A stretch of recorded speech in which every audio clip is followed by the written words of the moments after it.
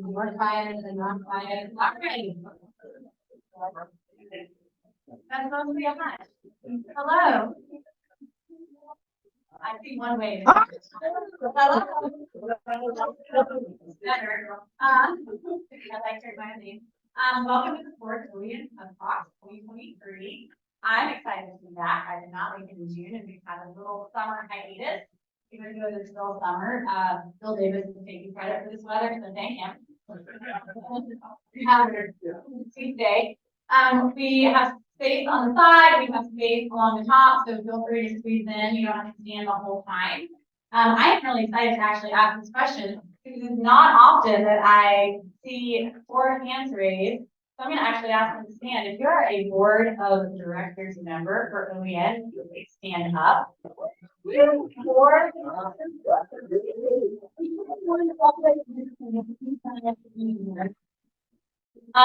folks do a ton of work to ensure that OEN can continue to thrive in the community.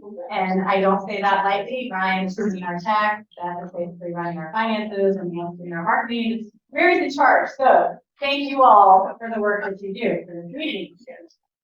Thanks to Pork Bite for the delicious nibbles. Ryland, you're going to tell me when I'm supposed to advance the slide. Thanks. There you go.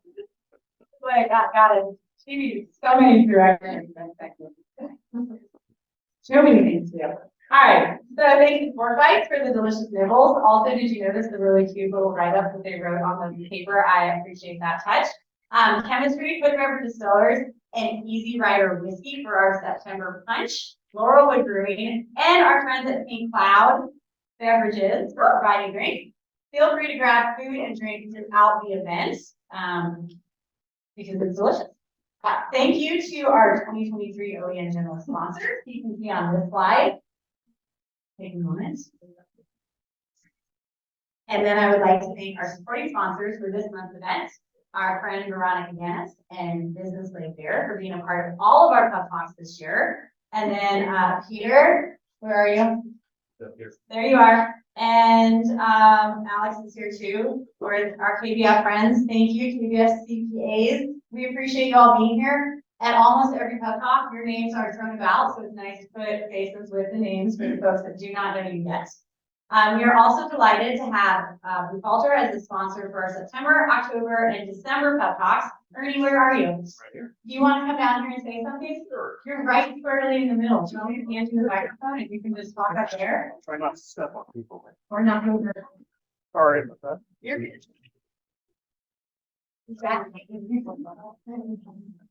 Welcome everyone. I'm Ernie Bootsma. I'm a lawyer with Falter, and we are actually at Ader Win, sponsors of PubTalk for almost 20 years, and we took a few years break, but we're back. And we work with startup companies all the time, so that's what we do. I'm glad to be here. Thank you. Thank you. All right, and then thanks to our venue host, Fresh Consulting, John Tower. Would you like to say a few words, or are you good? Without John, we don't know how to work the microphones. So quiet. Hi, John. Hi, John. It's been 45 days since I left. Well, I'm glad to have you here. This is all about community. OEN is the most community of communities for startups, for entrepreneurs, for small businesses. Fresh is one of those. We do design, we do strategy, we do software, we do hardware. So that's a thing if you care. But I'm mostly just glad you're part of this community. Please help each other progress. That makes it all better, makes Portland better. So, thank you.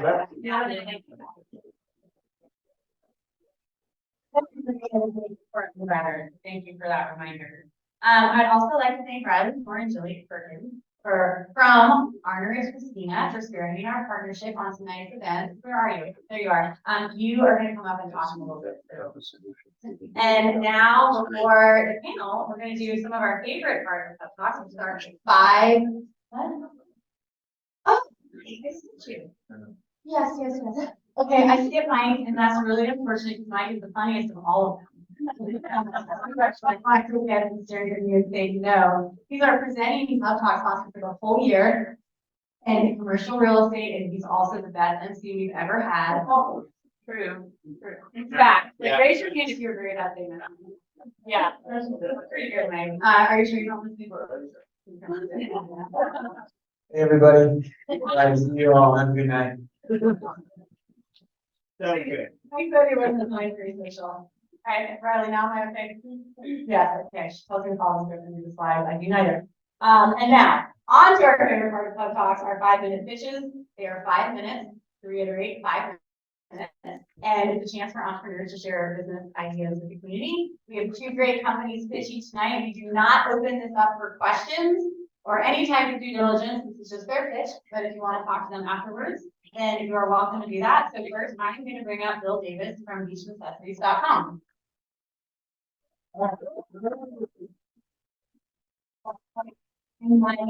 And I've got my 5-minute timer when you start talking. Did everybody hear me? Yeah. Okay. Let's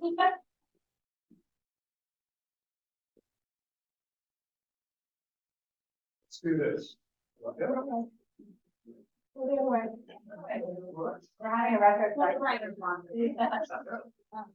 So, hi, Bill Davis, founder and CEO of beachnecessities.com, forging the blue economy. So just a quick, test for people. Who here is familiar with the concept of the blue economy? Okay, still a little work to do. So we currently have an as-is blue economy. Obviously, commercial, industrial fishing, shipping, tourism. And in today's world, that generates about 2.5 trillion annually in economic output. The problem is it's not sustainable. So in the last 7-8 years, there's been thinking, development around the new blue economy. And the idea is, the crux of it is, how do we separate economic development from environmental degradation? That's going to be a fairly big challenge going forward. The ocean provides at least 50% of the oxygen that we breathe. And we are trashing it. Reality. So how are we going to do a better job here? Highly recommend for everybody. I'm not going to dive into it. We just spend an hour on it. Look up Ocean Foundation, Blue Economy. Read the definition. Well worth, you learn a lot doing that. And then just quickly in this one slide here, before we move on, I wanted to ask, does anyone know where Dr. Richard Spinrad, Undersecretary of Commerce for Oceans and Atmosphere, was before he went to NOAA? Okay, so he's an Oregon State alum, professor, and administrator. Comes out of CEOs, the College of Earth, Ocean, and Atmospheric Sciences.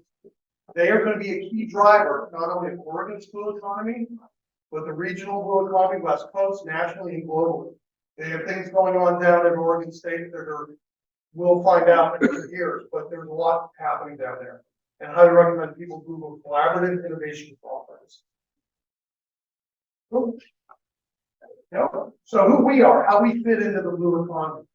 We're e-commerce. We sell beach gear. And our focus is on selling sustainable beach gear because the industry is not very sustainable today. It's a $15 billion plus US industry, globally $25 billion. And so our focus is how do we do this in a way that can also help protect the ocean from the adverse impacts of climate change, overfishing, and plastic pollution. Now we do this through our affiliation with 1% for the planet. Are people generally familiar with 1%? Yeah. Okay. So beachgoers are target customers. 330 million people in the US. The big data nugget that we found in 2018, 2019, coastal shoreline county represents about 10% of the landmass in the US. 40% of the population lives in a coastal shoreline county. And this doesn't include lakes, rivers, streams. Great Lakes are 20% of the world's fresh water. We all go to the beach. I mean, has anyone here not been to a beach? So we all buy beach gear. And our way to spin this is to say, okay, we want to be the one-stop shop online for beach gear, for sustainable beach gear, as well as making sure that people, as they purchase, know that 1% of their transaction is going back into protecting the resources that they like to recreate. That's a differentiator. No one else is doing that today. We're part of 1%, 7,000 companies globally. We're the only one who has that perspective. And then just to wrap up, 8 we'd like to think of ourselves in the future as the Patagonia of the beach, delivering a superior e-commerce customer experience, great value pricing, great customer service.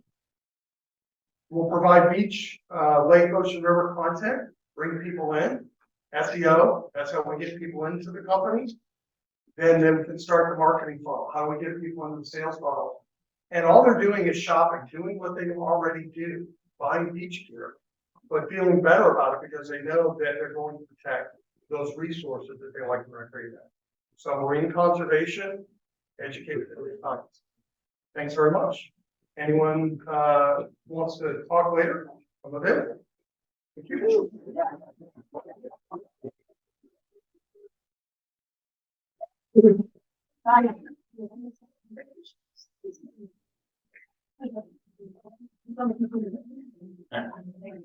Okay. That's very much. Another round of applause. Another time in. Wow.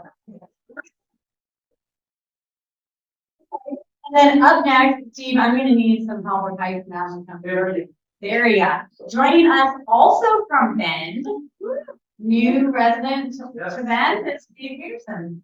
Hi, everybody. Thank you. I'll do without the mic, if that's okay. If you guys can hear me in the back. Okay, cool. So yeah, I'm Steve Peterson. I am the CEO of Varia AI, and I am a just super fresh member of OEN. I just joined like yesterday. So thank you for having me today. So to start, what's the news?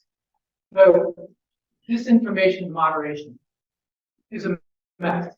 It's an absolute mess. If you look at what's going on, Elon Musk has basically given up. Okay, Meta has taken an approach that will basically fail in 3 months to 6 months, 1 to 2 quarters, because what they're trying to do is limit content that people see. That's going to limit user engagement. It's going to limit ad revenue. So that's going to fail. Companies like Microsoft, other big tech companies are, limiting Russian bots. This is a band-aid. This is not a real solution to disinformation. So why is disinformation moderation so hard? Why is this problem so hard? Basically, if you take down content, half your users are going to be angry. If you leave that content up, the other half of your users will be angry. Okay? So this is pretty much how it goes if you're a media company. You are damned if you do, damned if you don't. So if you're a user trying to navigate this whole debacle, this is your experience, okay? I am actually screaming inside. I look pretty calm. I'm screaming. And you should be screaming inside too, because this is a disaster, complete disaster. Okay, so the good news is Varia has a solution for this. So what we're doing is basically a fact-checking platform that has 4 unique aspects. One is that we're end user facing, okay? Solutions in this space right now address at the platform, okay? But nobody should trust these platforms. If the platform has a algorithmic feed, they don't have your best interest in mind, okay? You need a user and end user facing solution. Okay, Varia is real time. What we're trying to do is we're trying to get that first user who sees a claimed fact in a piece of media. We want feedback on that claimed fact within 10 seconds. Okay, and what the goal here is to try to eliminate the viral sharing of this information. So super important for real time. And then pure AI. Okay, I love Daniel Dale. Who knows Daniel Dale? CNN's fact checker. Great guy. Half the people in this room would probably say, oh, he's biased. Okay, and you'd be absolutely right. He is biased. So basically, it's very easy to claim bias in a human fact checker. It's a little bit more difficult to claim bias on an AI model. Okay, especially if the AI model's training history is in the public domain, kind of like open source software. Okay, and then bias data. Any solution in this space has to recognize the fact that bias will never go away. There's way too much money in it. Okay, so bias is here, solution and Varia leans into bias problem. Okay, so let me show you quickly how it works. Okay, say you've got a mobile app and you've got New York talk on there. and you go into TikTok and watch video. But while you're watching the video, Varia is actually annotating the claimed facts in this video using a very, very simple visual paradigm, traffic signal. Red means probably a lie. Green means probably true. Yellow means beware, caution, you don't really know if this is true or not. Okay, if you tap on one of these annotations, you get the claim statement or the statement. You get a lie. Okay. So you're paying attention. That's awesome.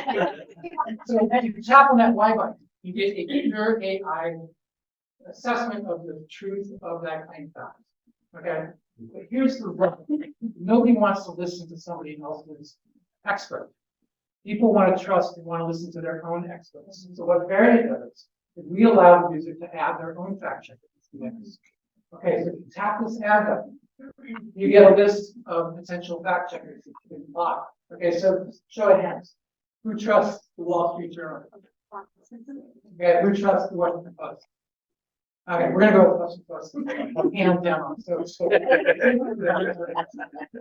you get the point. The user is able to choose. They tap on the Washington Post. We add the Washington Post opinion into that mix, creating basically a pure AI debate. I call it a debate on the truth of that claim fact. Okay, so say you're done watching TikTok, you want to go to New York Times. See if I gotta stop you. What was that, 5 minutes? Yeah. Oh my It was a really good 5 minutes. Those people, let me give you a little bit about me. I'm a Stanford computer scientist. I have basically done my whole career in 0 to 1 million real-time systems. I have deployed AI, I've written the social media app from the ground up. So I'm both passionate about this space as well as in a really, really good position to solve it. And then my ask, sorry, I'll go really fast. If you're in the execution phase, I want to talk to you because I'm still building up my founding team. If you're an investor, it's a pre-seed opportunity. And I would love to talk to you. I've got a culture stack if you want to see it. So thank you. I'm sorry for you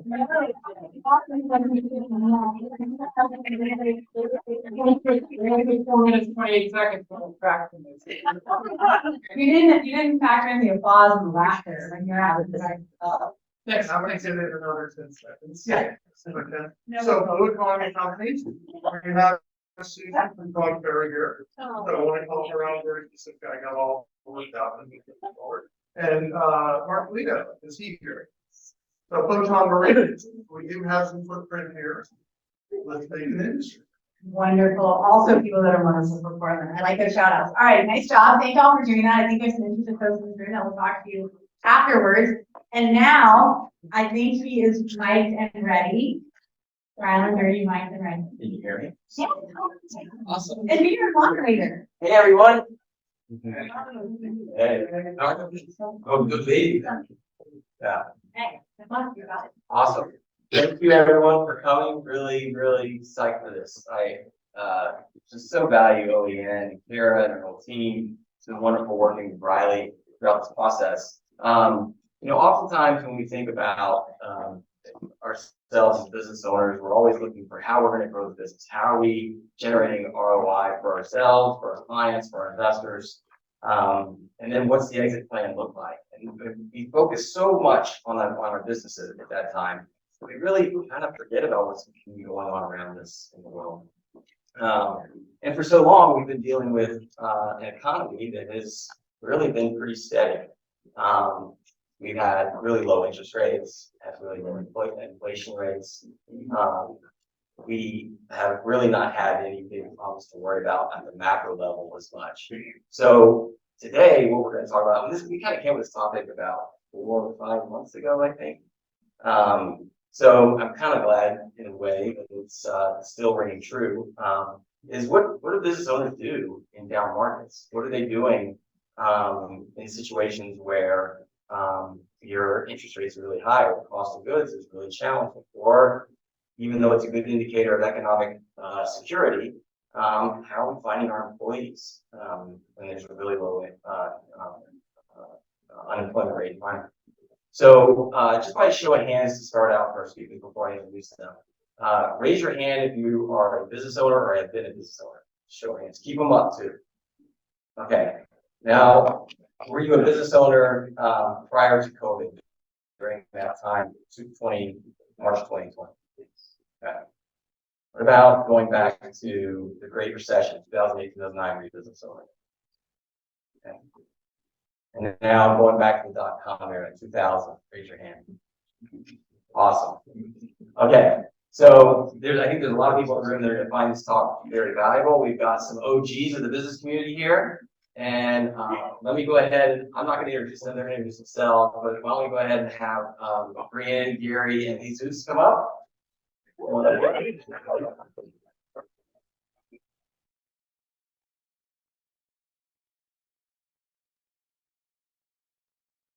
right, thank you guys. Well, go ahead. Jesus, you want to start off and introduce yourself a little bit? Sure. I'm Jesus Solis. I'm general manager of the Yoshida group. Awesome. That's all right. Awesome. Okay. That is awesome. Yeah. I'm Gary Mortenson. I'm the president of the Stoller wine group. Been there 12 years and I'm happy to share horror stories. Hi everyone, I'm Brianne Mees. I'm the co-founder and CEO at Under Loving. I am through a retail company here in Portland. With 6 locations, opening our 7th and C-Tech Airport this year later. Yeah, also happy to share. Also, I've been involved in pretty much every aspect of running and growing the company. So from the ground up, scaling, ideation, and marketing, finance, operations, you name it. So happy to share. Awesome, thank you.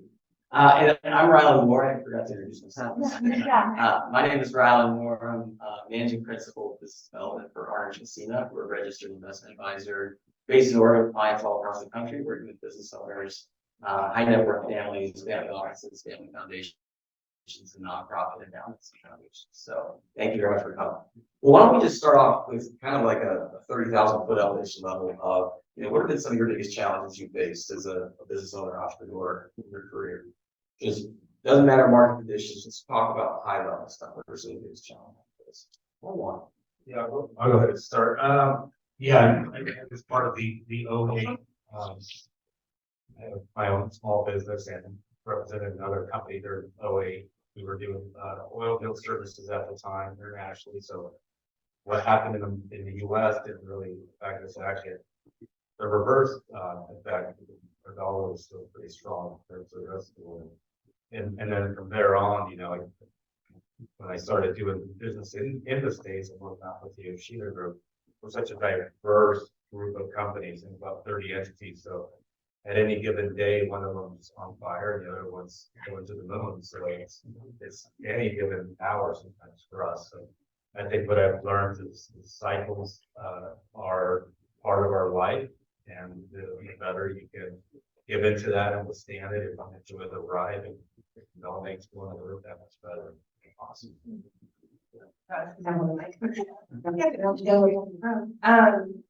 Gosh, there are meeting entrepreneurs full of its challenges. I definitely will say that surviving and now thriving past the COVID crisis has been my biggest challenge.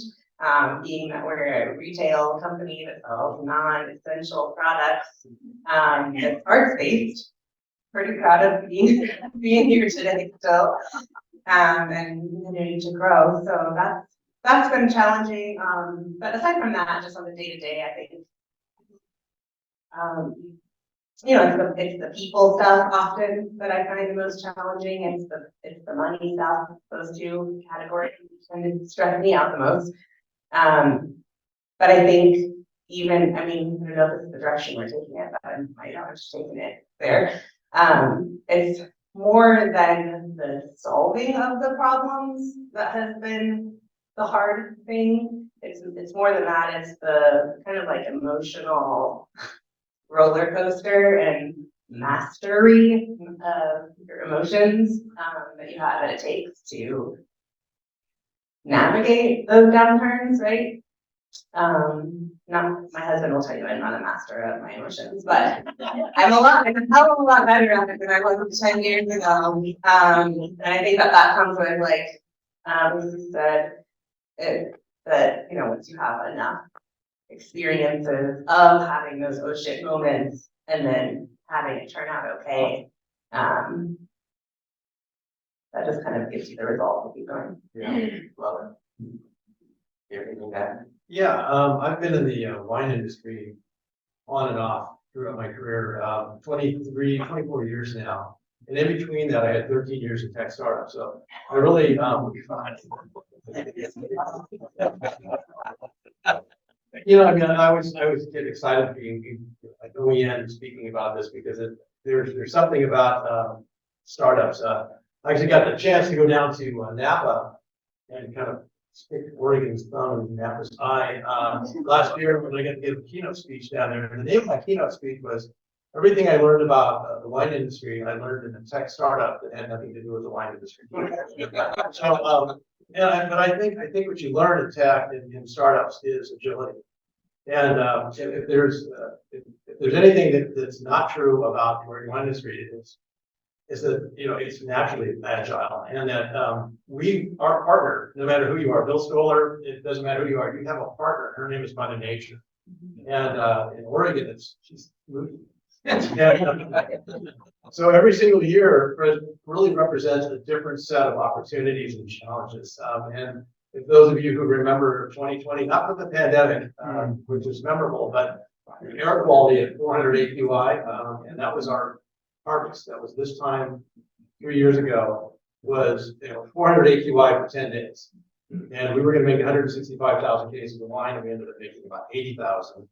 And the rest of the industry, maybe a lot of them didn't even make wine that year. And, you know, those are the kinds of things that either are going to crush you or they're going to define you.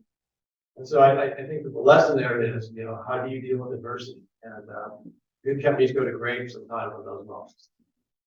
It's really valuable information. I mean, yeah, what we focus on is the tangibles of, you know, inflation and interest rates and cost of goods and moving them from point A to point B. But I love what you say there, Gary, about the kind of things you absolutely cannot control. I mean, you can't even control inflation either, but just Mother Nature throwing that all on top of everything. Well, let's dive a little bit deeper. Let's talk about whether it's, you know, inflation itself. It's a big topic. You know, we've come down from 8% in 2022. So I think we're hovering around 4.5%, 4.75% right now. But we're going from a 0% interest rate environment for the last several years. How does that, and then with rising interest rates to try to combat inflation, how has that affected your business with, you know, moving goods and services, the basic cost of goods and services? How has that affected your business, and what have you done to try to combat a high inflation rate and then subsequently a rising interest rate environment? Sure.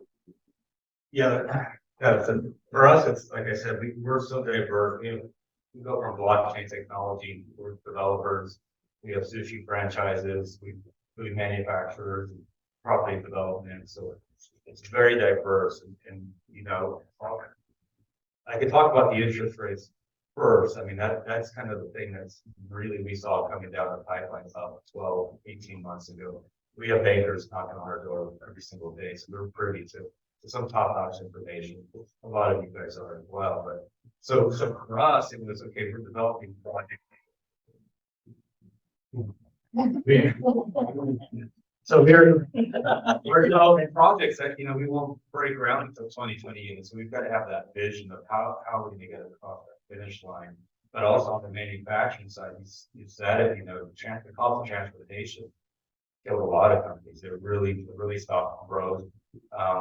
So it was how do we absorb some of those costs, but at the same time, how do we learn from what our vendors are doing, what our competitors are doing to help, you know, manage some of our losses and shore ourselves up, you know, because I think essentially everybody was trying to cover their butts, and you know, and everybody was trying strategic ways to do it. So getting a hit from so many different areas, we were able to take that and learn. And sometimes we just have to know when to pull the plug on something, call it a loss. You know, you gotta know when it's a loss. You can't drive yourself into the ground. And I've done it myself plenty of times, you know. And I'll probably do it again, but yeah, I think I think looking at the macro vision, seeing where we play in that and where we want to be in the next 10 years really helps us, trickle down. So we have startups, that's one of the reasons we're here. So we get hit with startups, but we just have a much bigger battle behind it. So yeah. For us, I want to set the table first by saying, imagine your competitor, you have 1,000 disintegrated competitors. And then, there's 65,000 wine labels for sale in the United States any given day. So we start with that. We start with that. But, in this particular instance that we're talking about in this is that, thank you, Russia, Ukraine, fertilizer costs alone, skyrocketed fuel costs, glass, cardboard, if you can get it, labels, labor, everything has gone up. Everything has gone up. And here's the problem for our industry specifically is you exceed a certain price point, your volume dies. So guess what? High margin. Because that's kind of how it is. You have to hope that you can, ride it out. Because what we find is that Stoller has become somewhat ubiquitous here in Oregon. We've really worked hard because we believe that we're a sales and marketing company along with being a winery. And those things really help us build brand equity and brand value. We made strategic investments in marketing so that we can, and assuming that like every other winery, the wine's fairly high quality and fair price, we have to go out and compete against that. But one of the things that we've done is to scale and to build economies of scale. And that's not everybody can do that. And so one of the ways we've separated ourselves from those many, many small, very, very wonderful good wineries is to get bigger. That takes a lot of capital. We're lucky in that we have a Stoller that is fine with supplying that capital. But even that, we have to accept that our margins have shrunk significantly because, again, our costs have gone up. But if we try to reflect that in our pricing, our volume goes down.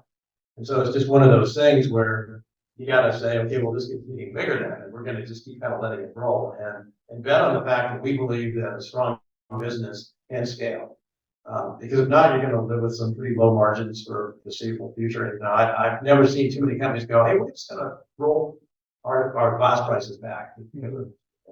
So those are our realities we have to deal with. Some of our friends were buying glass in China during the pandemic.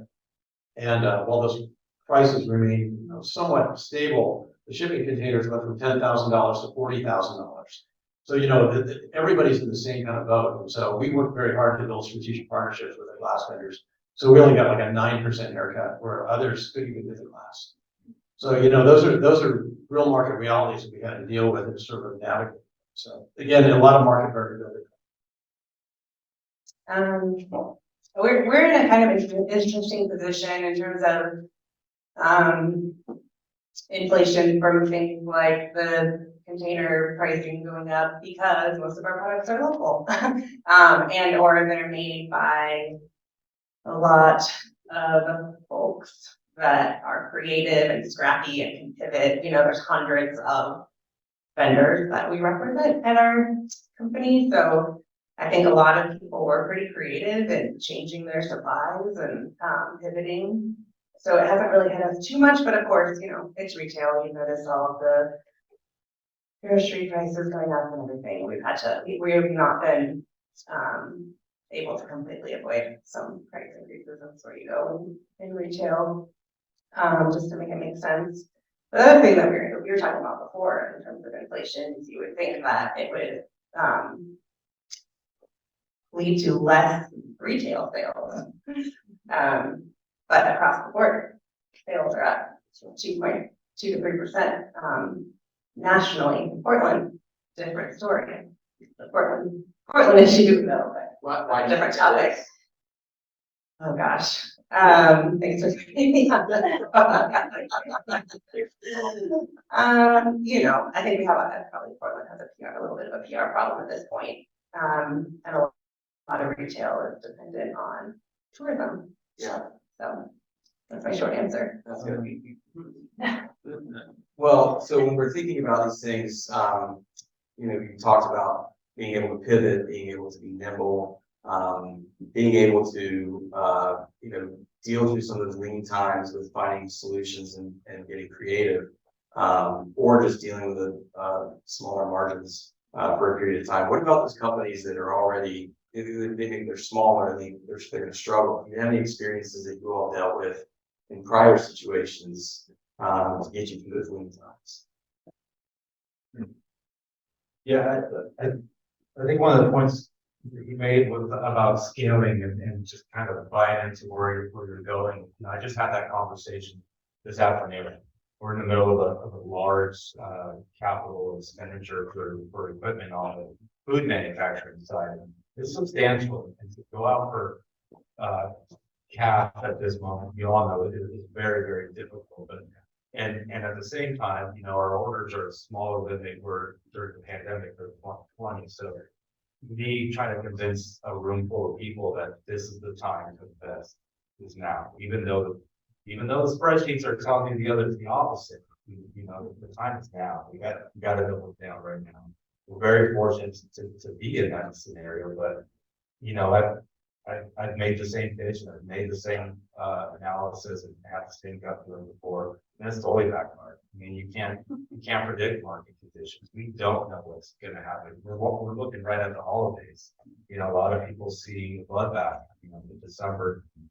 We don't know. We don't know what January is going to hold. So you have to, like I said earlier in my statement, you have to believe in where you sit in the macro world and where you know, we talked about exit strategies, if that's the case for some of you, but you really have to define where you're at, you know, okay with it in your gut, and you just gotta double down. You know, you might not win. Right.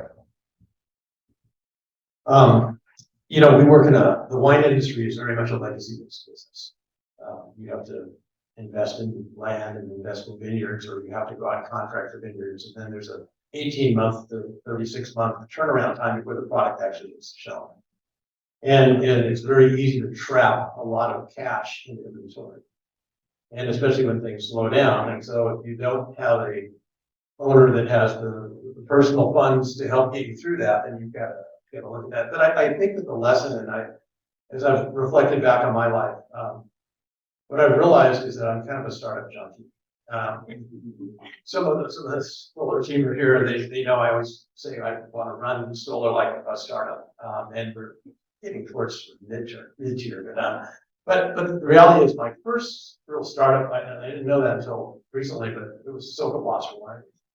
And I joined them in 1988, and you know, the industry was still figuring itself out. You know, the movie Sideways was 15 years away from coming out, and you know, Oregon Pinot Noir was still a hard sell. And you know, our big cash cow was Mueller Turgau. Anybody remember Mueller Turgau?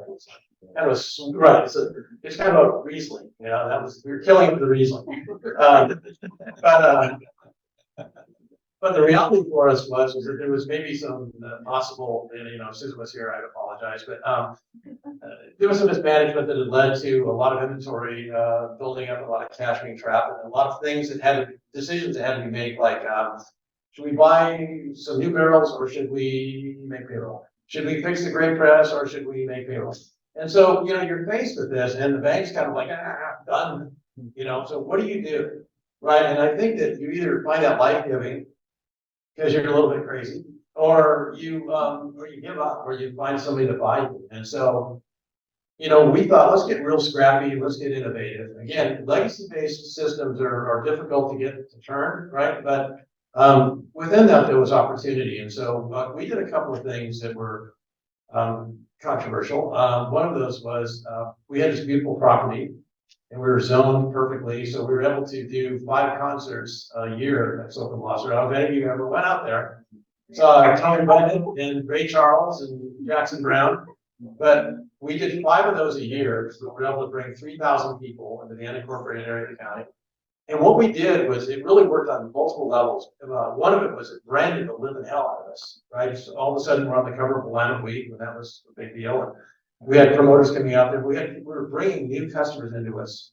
They were basically paying us to come out there, and we were throwing off enough cash out of those that it helped us get over the hump, and it allowed us to use that money to rebrand. So we went to Sanford Design, and we rebranded the products, and because we had a stigma around the old labels, all of a sudden the perception of the brand, because we're out in the market, we're associated with Jackson Brown and everybody else, and it really helped to change the paradigm. And then the other thing that we did was around this idea of the new mature gal. I remember Susan being very fatigued because Oregon peanut was starting to become prestigious. Ken Wright and others are out there really putting us on the map as a state. And she said, I really don't want to do this anymore. And I don't want to be a mature gal anymore. I'm not doing it. So we innovated and we took Mueller Church out and we blended it at first with 6 and ultimately 9 white wines. And I remember sitting there one day in a party watching people as they're going in, and the guy that was hosting the party was a wine guy. And so everybody that showed up as a guest had gone to great lengths to pick out a wine that they thought you'd be impressed by. And every time they walked in, they would say, hi, this is my wine. Am I okay? You accept me? And I was watching this going, this is really crazy. So what we should do is we should have a revolution where, like, you know, you guys are all the cool people. They see you coming, they pull the red rope wine, you get to come in because you're just cool. So I thought, let's have a revolution. So I called up the winemaker and I said, how many white wines do we have in this wine? He said, 8. I said, get one more. And he goes, there's a little bit of Semillon. I said, okay, let's get 9. So then we can have a revolution number 9. And then we got nervous about the R, and so we changed it to Evolution 9. And it was, if anybody ever remember the original, it was Evolution 9, and it became the #1 white selling wine. It exported it from the state in 1 year. Yeah. And the packaging was cool. Everybody got the joke. It was the whole Beatles thing going on there. And all of a sudden, you know, we flipped the narrative about what Solis was quickly. And it changed perception of the brand, and none of the things I'm telling you cost us anything, really. A little bit of design time. But we were willing to not take ourselves seriously, which is a big issue sometimes, and be a little bit playful, listen to our customers, and hit the timing right. And those are things that happen. So I'm proud of those moments because it really helped us pull us out of a trajectory that we're in, and we used innovation to do it. And that was also the attack based on your timeline. That's also when you were dealing with an economy that was just crazy with the .com era and everything else. Yeah, it was right before that. Yeah. Right before, yeah. So, Yeah. Feedback off of that, my answer is brief, but also liquidation, obviously is the first place you look at when you are in a difficult spot in retail because your inventory is cash on the shelves, basically. And then, yeah, pivoting and innovation. Entire departments of kind of living empire were born during COVID-19 because we were just trying to figure out how to survive. We started our corporate gifting program, our care package program, which I plug. We're doing a raffle tonight, right? For one of the care packages. Thank you. All you had to do was show up. You're all entered. Yeah, thank you. But yeah, so that whole program was born during the pandemic. We weren't really focused on web as a growth strategy. I know that's ridiculous in the era that we are in retail, but we're so rapidly growing in brick and mortar that it was kind of an afterthought again until 2020. So we definitely just got creative. We also make 1/3 of our products ourselves, little known fact. And we were able to start wholesaling those. So now we have over 100 accounts in the US that also sell products that we make ourselves on our house brand. So yeah, just pivoting, innovation, being creative, thinking on your feet, in addition to the tried and true liquidation method.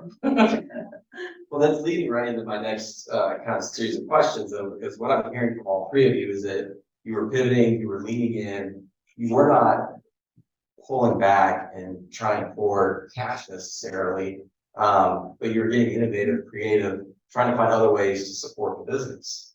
Can you talk a little bit about what that means? And then let me also add, it'd be really insightful to know, are you more risk averse? And I think I know the answer to the question already, or you like to lean in and are okay and comfortable being in that position of risk?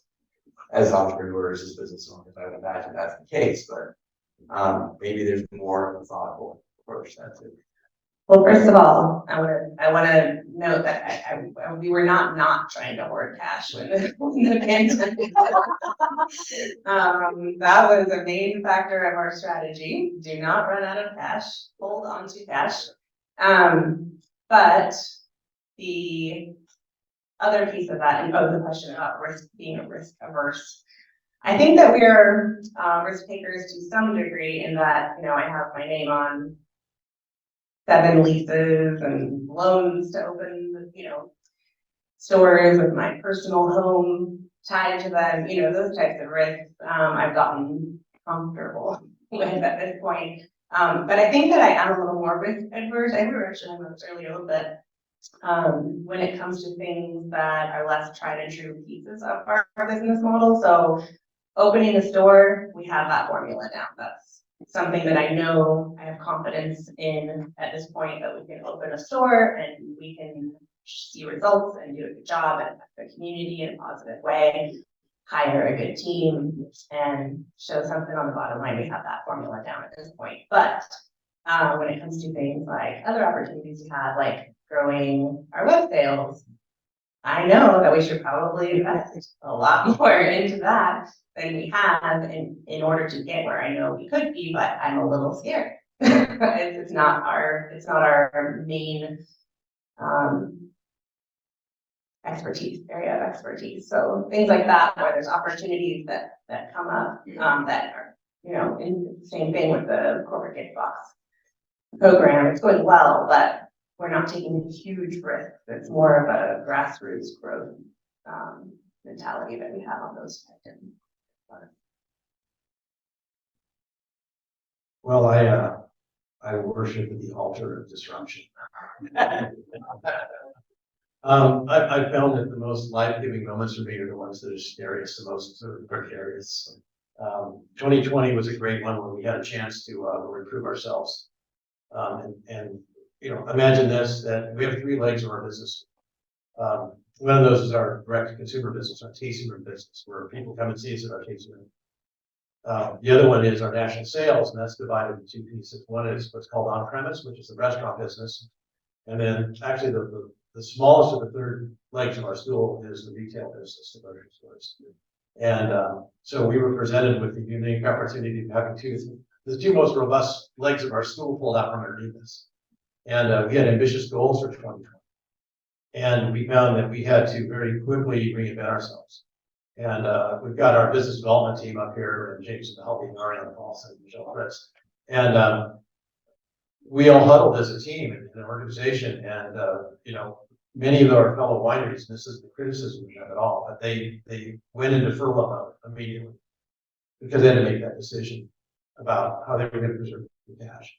And the first message that we put out to our team, and this wasn't relying on Bill Stoller's capital at this point, but this is simply believing that we could do something on our own. And that was, we sent the message out that we weren't going to lay off a single person. So what we were going to do was we were going to figure out a way that was going to go around the new rules that had put in front of us, those landmines of no restaurant business and no regular tasting room business. And so we sat down as an organization and we figured it out. And a lot of that to do around virtual tastings, and James and the business development team stood up an entire new business arm for us, which is all the virtual tastings. Many of you probably participated in some of those, some version of those.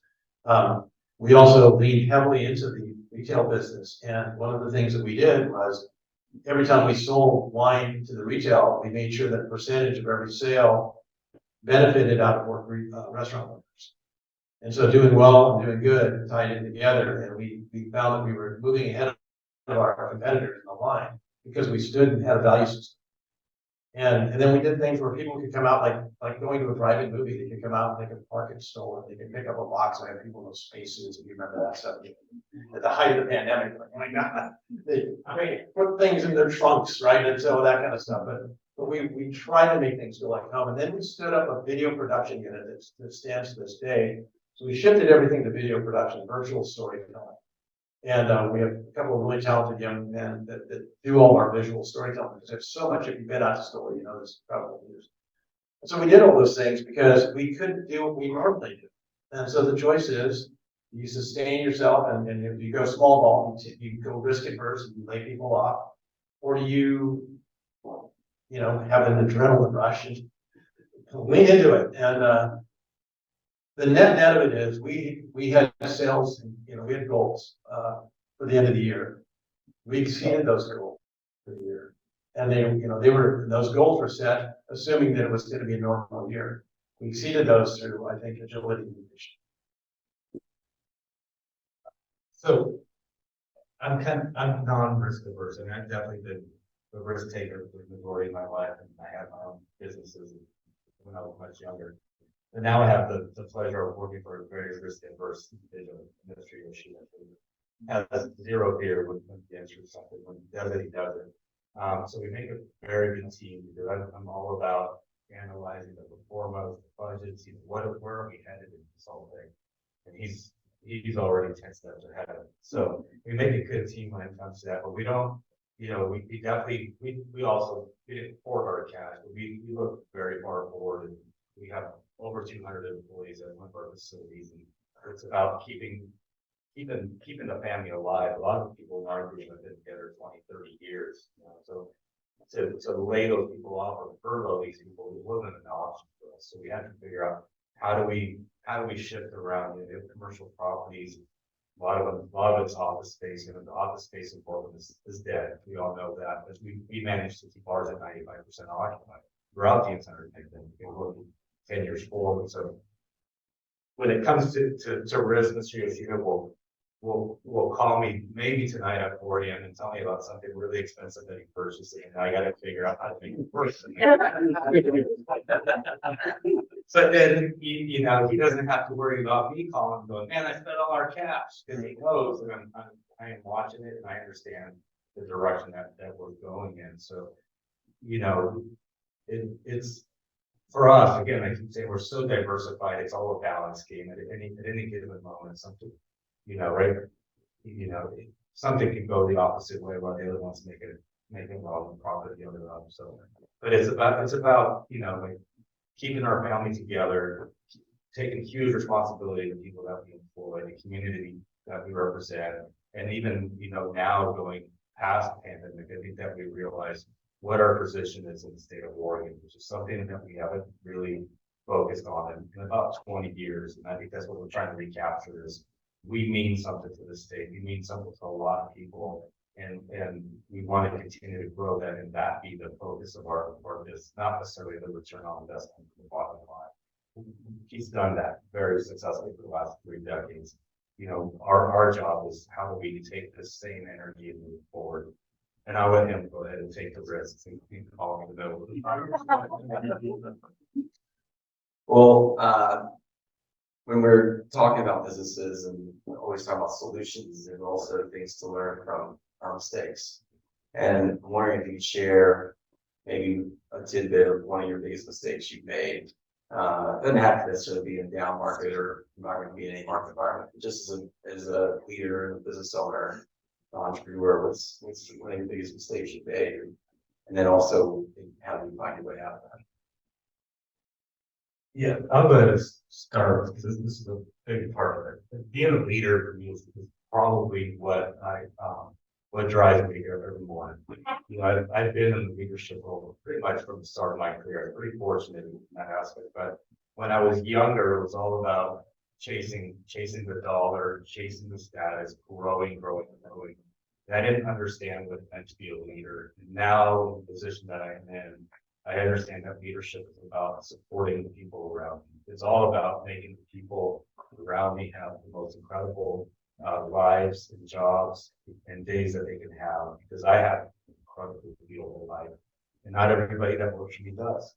So leadership to me and the impact that I leave on my community is the number one thing that gets me up in the morning. Beyond that, I think a lot about sports when I look at my career. You've got to be able to run and jump and dribble and play basketball. That's just the necessity state of the NBA. If you want to be a star, you have to have all those intangibles. And it comes from marketing, personality, community building, relationships. It's all those intangibles that separates the leaders from the pack. And I think that if there's a message that I can leave in my legacy is that we owe our lives to the people that work for us. It is a huge responsibility.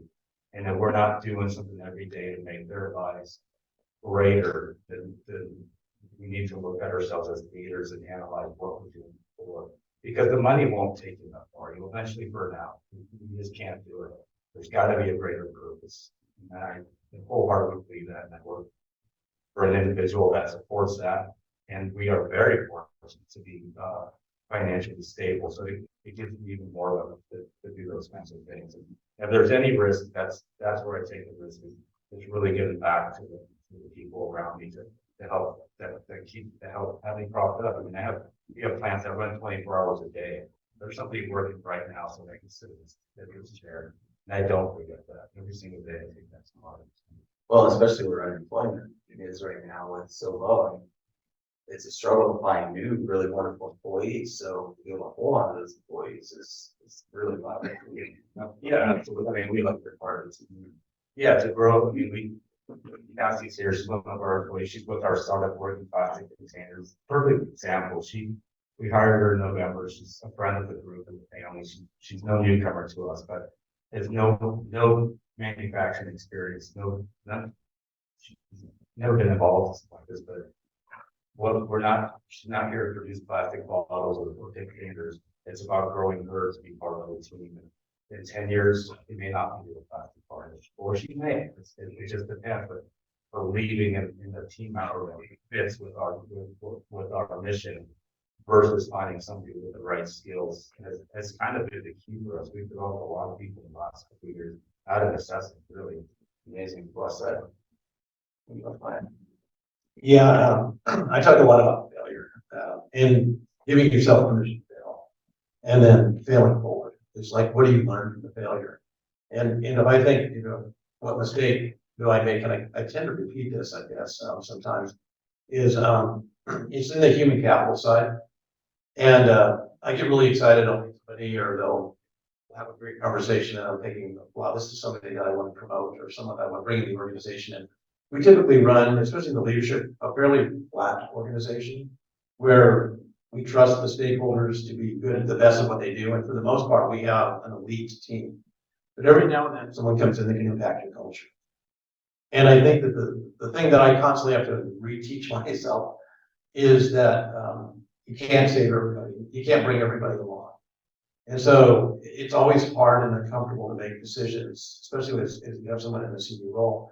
But the indecision or the inability to quickly assess that and move them out for their own good and for the organization's own good is something that's got to constantly be evaluated. And we don't have a predatory form of management that way. Where, in fact, Bill Stoller, his whole thing is businesses that last 200 years. And we want, Melissa Burr, our winemaker's been with us 20 years. And so for the most part, I mean, James just celebrated his 10 years with us. So he's getting his sabbatical, congratulations. But every now and then someone does get through, or maybe they'll be good at a certain point and then they exceed their abilities. And I think that for the good of the organization, the culture, and the individual, you've got to sometimes make those hard decisions. And so, what I'm trying to do is become even, if I am cautious now about anything, it's about hiring the right people. We're setting in place hiring committees to make sure that, Gary just doesn't get excited and want to hire somebody. So it's pumping the brakes up to make sure that when you bring somebody in, especially that leadership role, that they are a good culture fit. Because we've had a couple of small missteps, but those can have big amplified ramifications for your business. I've made a whole lot of mistakes. Where to begin? I think though, the biggest mistake was not asking for help soon enough. I do not have my MBA. I do not have a background in business before this. Now I do 16 years in. Washington was gone, don't worry. But I started, I didn't have I had never even worked in a retail store when we started kind of running higher. My husband was starting our record label. He had never worked in the music industry. So we were just doing this by sheer will and passion for the thing that we were doing, which was because we love We're inspired by creativity and think that it builds really great community. We just love the community that's, built around creativity. And so we really spent most of, I would say the first 7 years thinking that we had to invent the wheel. That we made up every single system, every single, we invented everything. And it dawned on me 7 years into running my very first company that there were other people that had retail companies before me. Yeah, so could have used that insight earlier on, but really just reaching out to mentors and reading books on the subject and joining OEN groups like this, where you can talk to peers and talk to people who have gone before you. I really wish I would have done that earlier on.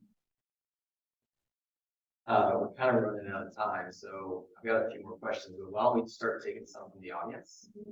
Any questions from the audience? Yes. You mentioned earlier about interest rates and how they've changed in the last 7 years, and how it's affected business. And I'm curious if maybe I thought on starting this and how starting it.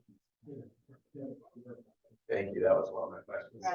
You repeat that for everybody else. Oh, yeah. So the question was, we talked about interest rate environments and how they impact existing businesses, but what about somebody starting in a business in this interest rate environment currently versus maybe starting on with at 0% interest rate? I started my business in 2007. Hilarious. In a horrible retail location with no business experience in the art. So I don't know that I have anything intelligent to say about it, but I will say that there is something to be said for starting in a way where you don't know any better. We were very scrappy. Everyone was like, how are you doing? We're like, fine. What do you mean? I don't know what you're talking about. Because we had just gotten started. And I really do think that the lessons we learned about being scrappy and starting in that environment came into full effect. And when we were trying to not go out of business during COVID, we knew exactly how to do it because we had been small and we've been scrappy before. And so I think there's a lot of lessons to be learned from those early phases. I think a lot of business owners would say this is the best time to start a business, because maybe most people are scared off of starting a business. And so starting now, even though you have higher industry environments, you take on debt, you take on equity partners. There's a couple of different ways to look at that, but when there's blood in the water, sometimes that's the best time to start a business. Yeah, I agree with that. I've been saying that for the last couple of years that I'm proud to be navigating the ship in this era. This is what it's about, taking on the hard times and proving yourself for me. But I think getting creative on how you come up with cash, that's definitely something that everybody should think about, bringing on some partners, bringing on a little bit of debt, bringing on debt right now is incredibly difficult, everybody knows. But for us, we started at 4 a.m. on a Sunday morning in December. So we jumped in full get ahead, without knowing anything to worry about. We didn't know how business was going to start up. But at the same time, I've got 2 mega hotel projects going on. And when these things started 3 years ago, we weren't looking at these kinds of things. I mean, prime's at 8.5, 8.7, something like that right now.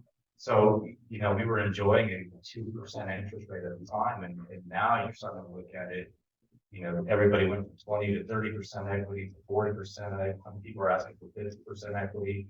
So there, I got to know, that's a huge thing to jump off. So we pulled back a little bit on that and reanalyze those projects. And we're moving forward. I mean, we got to move forward. So it's about being cautious and being creative. So, both sides, you got to get creative and you got to just go. Yeah, I think contracts are written not for what could go right, but what could go wrong. I think you think about who your financial partners are. And I think these are the times that make you really sharpen the pencil in the business plan and look at and really question, is this the right business model? But finding that right, I've had 3 startups and have worked almost always with angel investors because it's just easier. We've had some minimal bank funding, but gotten most of what we needed through ultimately went to VC, but finding those angels who can help you first, who are a little bit more tolerant, more patient, is that right partner? Like you said, it really is the right partner. Questions from the audience? How did you decide what the need was? Especially with our, I mean, how did you know there was a market for that? Because I think it'd be something that everybody's kind of touched on, but never talked about. The word market wasn't in my vocabulary when we started our company. If that says anything about it, it was just a passion project. We were naturally surrounded by creative folks and inspired by them. And we just wanted to share that inspiration with our community. It was, however, looking back in hindsight, I realized that we were able to get traction because, I mean, when we started, this was before the first iPhone. And maybe it had just come out. I knew one guy that had one. We all made fun of him. First staring at it all the time. But there weren't all these platforms for artists and creatives. There was no Bandcamp. Etsy was barely a startup, you know. So we realized we were just so passionate about sharing these creative people who we thought should be famous with everyone we knew. And then we realized that there wasn't that opportunity. So I guess I don't know if that answered your question. But. Question in the back there.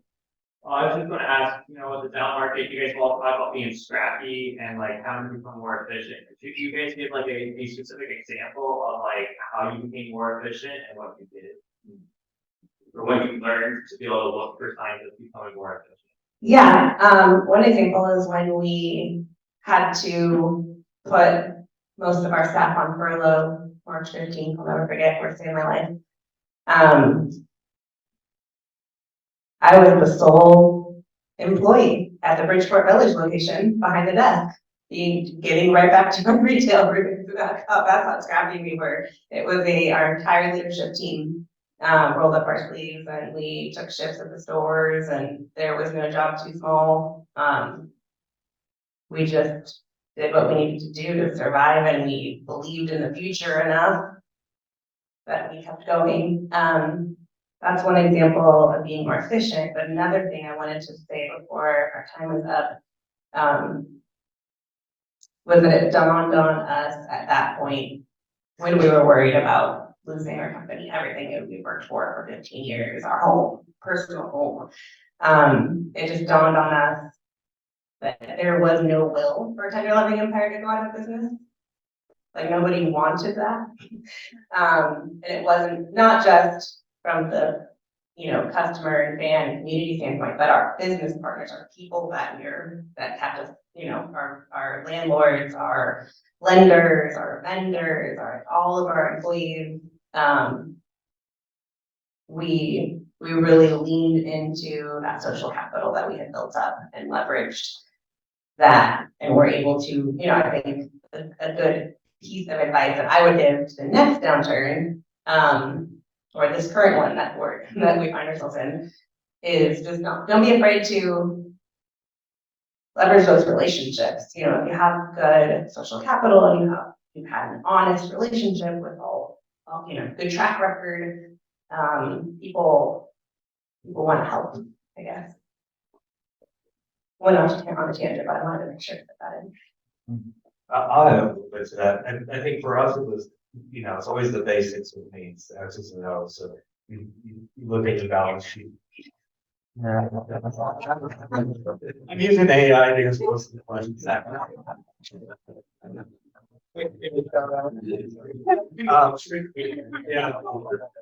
No, I mean, just looking at the basics for us, capital expenditures, long-term spending, short-term spending, you just really start to look at all, I mean, I looked at all the numbers, all across every single entity. And then, later when she said, I believe in communication.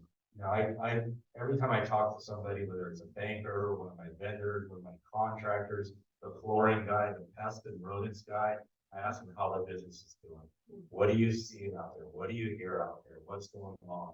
Because the people in your community are going to have a direct impact on you. And if those guys are struggling, then it's coming. So anybody you can get information from the house building, you also say, they didn't know. That's a big thing for us. All businesses are Rhode Island's.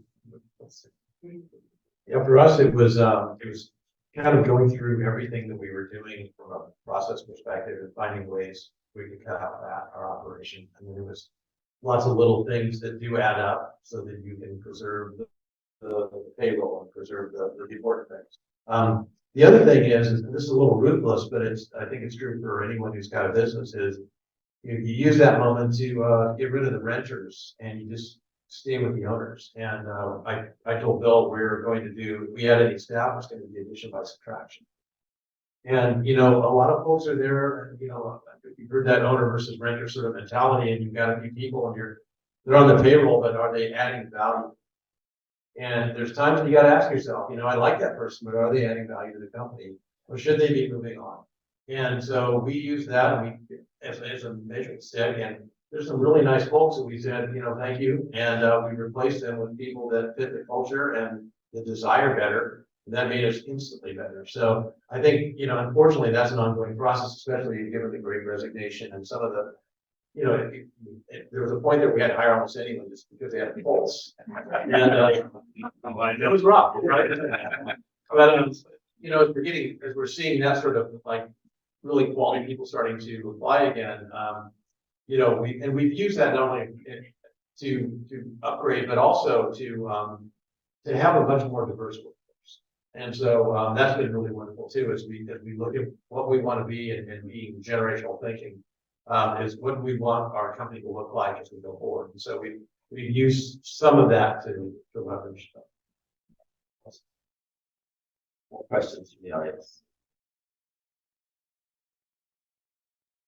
Well, let's go ahead and give the speakers a round of applause. This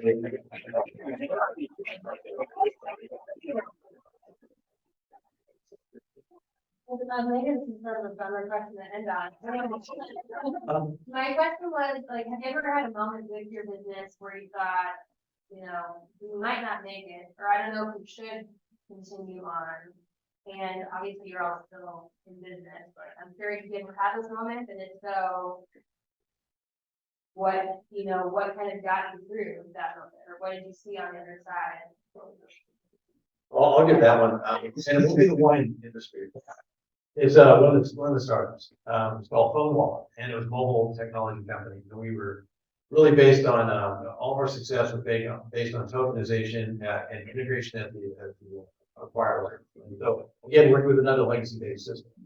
And we had all these patents. We had everything lined up. We had Citibank. It was just a home run. User adoption was really low, and I have to thank my wife because she was just going enough. Because and sometimes, and the bummer answer is sometimes you got to just know when to fold them up. And in that instance, I was going to keep going. Because that's just like, I'm that guy. So I'm just going to keep going until, whatever happened to Gary. I don't know. I think it's just melted onto the sidewalk. And you have to listen to those people around you that love you. And sometimes you just got to say, we either shut it down or we are prepared to reinvent ourselves. But, even though you believe it, because it's like a child, I look at this in filmmaking. They have that phrase, sometimes you have to kill your darlings. It's like, no, this scene's got to be the movie. Nobody cares about that scene with you. Right? And so, but you've got to do that. You've got to have people that you love and trust that will tell you something that you don't want to hear. And then you got to believe. So that's my advice on it. Yeah, I've had those moments for sure. But again, just to bring up COVID days. Yeah, I think there was a lot of times when we were like, wow, it would be a whole hell of a lot easier to just declare bankruptcy and not try to, it wasn't even the can we survive, but just the limping through the unknown of whatever the next 3 years was going to look like just seemed so daunting as I'm like bringing people up behind the cash register at Bridgeport Village. But we just kept going back to our why, that, are we still passionate about the thing that we're putting into the community? Are there still good things happening as a result? And I mean, our employees, we have a ceremony that we do every year. This shouldn't surprise you, our company name is 10 to 11 Empire, but we have a ceremony every year where we give out stones as rewards, like trophies, for every year that people have been with us.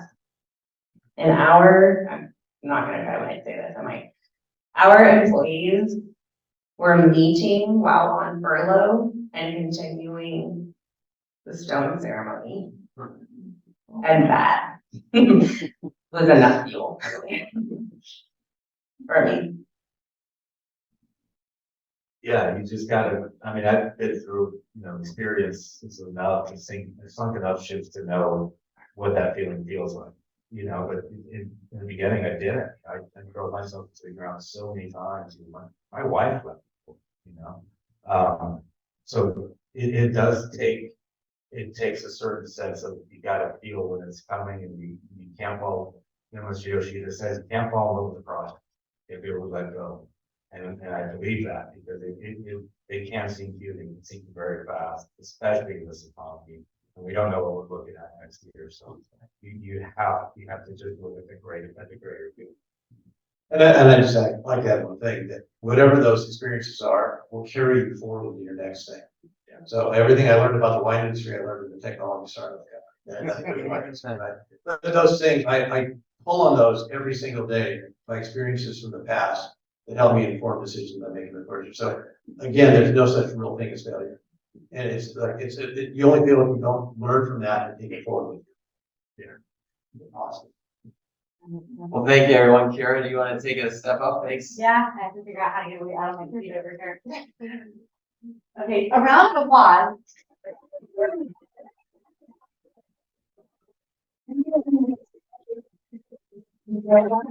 I'm off script. Bree mentioned that Portland may have a PR problem, and I'm gonna get on my soapbox for a hot second and say, like, we all have the power to change that. Like, I love these companies.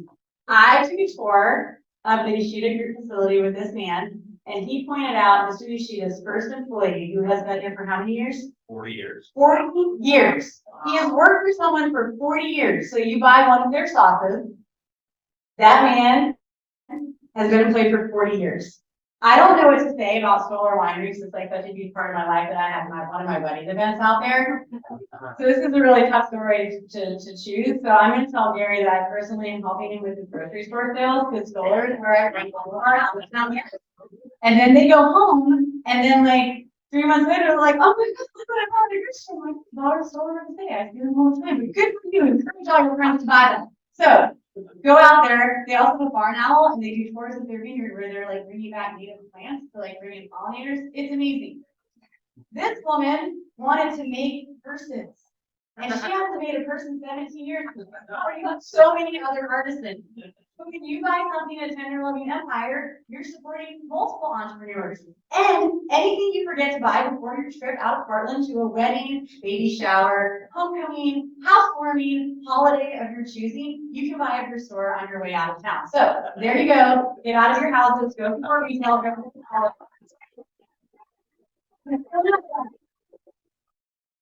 Are you interested in the I have one more thing to say, 2 more things. No, because I have to say it first. No, leave her. No, I'm not going to get on the mic. You show them this. But tomorrow is our fearless leader's birthday. So I would like to start off by saying happy birthday to Karen. Have her releasing her little happy birthday tune. So happy birthday.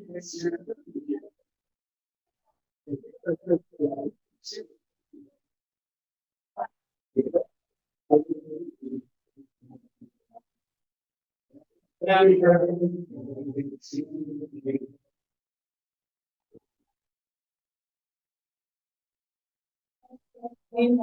my birthday evening, celebrating my Patty's 50th anniversary tomorrow. Thank you, Riley. I was also going to point out the rest of the important family things in this room. Alex's parents are here. So say hello to Alex and Brianne. Thank you for talking about Alex. Big round of applause to Riley, who chose the best day of the year to get married on. She and Corey are celebrating their 10-year anniversary tomorrow night. So Corey, our volunteer.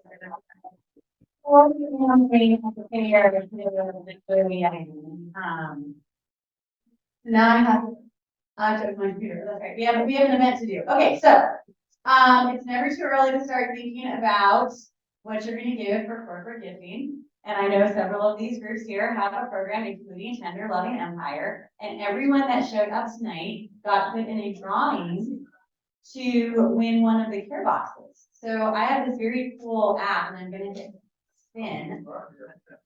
I have a wheel. Everybody's name except for like the staff. And Breeze, we took her name out since we figured she didn't need it. Tanner.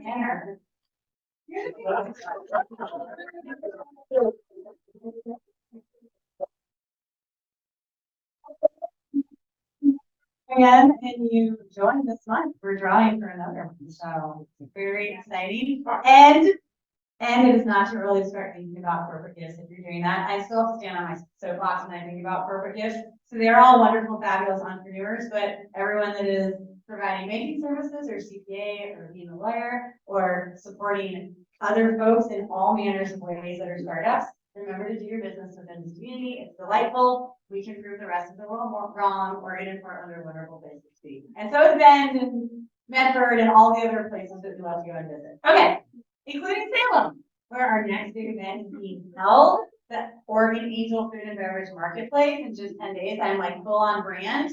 I also have this 5-foot-tall piece of toast in my house. His name is Lofi. He is behind me on all my calls and my dog hates it. So you can join us at Chemeketa Community College in Salem. We have, I think, more than 45. Yeah, we have 50 food and beverage entrepreneurs, y'all, including one today that sent me a note that said, I will be sick if I cannot attend. I am so excited to be there. So like, it's going to be awesome. The weather's going to be beautiful. I think 20 companies are pitching 3 minutes each. These are all folks that you're going to see in Market of Choice and new seasons before they're suddenly on the shelves at Costco and you can be like, hey, family members, I knew them when. So come, sip, savor, buy, tell your friends, no charge. We have Dreamies ice cream. Yeah. Kids are welcome. There's a lot of outdoor space. They can run around. You can, let the other vendors that you put them. Just kidding. Also, if you have an interest in volunteering, let Riley or Alex know. And then we will be back here in 4 weeks, Wednesday, October 11th, for Founder Horror Stories. Costumes are mandatory. I'm waiting for my Halloween costume debut. Then you can join our conversation with local innovators who will share their terrifying stories that accompany their journeys to success. Learn valuable tools to prepare yourself and your team for whatever is ahead. We have a few more minutes that we can hang out in here, but then you have to leave. So enjoy your next 5 to 15 minutes of networking before we send you home. Thank you all for being here.